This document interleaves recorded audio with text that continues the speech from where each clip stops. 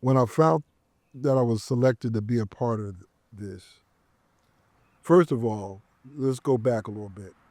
I had already did work down at the waterworks on the outside, on the landscape of the waterworks, because I just love the beauty of it.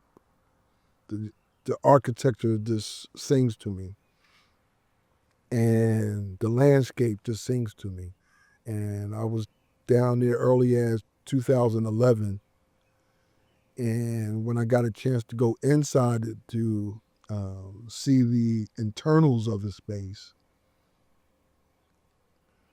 which seems very archaic and, a whole nother world, it, you know, also registered with me. These are other dynamics that I'm into. So it wasn't about the history per se, but because Banneker, in my work around Banneker, he was doing what he was doing already before they had the waterworks establishment. So, well, how can I, justify telling the Banneker story? I'm like, well, Banneker was about irrigation. He talked about irrigation, the importance of it, and importance of clean water. So these are things that he was already doing.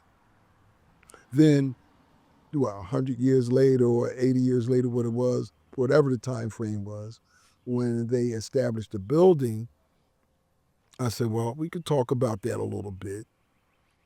But the intrigue was just being in the space. It wasn't so much the historical significance of it. That's that's all well and good, but I just wanted another place to tell my different stories that I like telling. And bringing in the COINTEL program with the Black Death, with Banneker, it all made sense. And then when the curator said that the show is called Currents, and then you can use that as a loose metaphor, however you want to take it. So within that, my artistic license, okay, I'm going to talk about, the currents of tyranny. I'm going to talk about the currents of subjugation and how tyrants do what they do to stop us from being producers in society. And then still how we surface and how we get through the waves of all of this and still produce.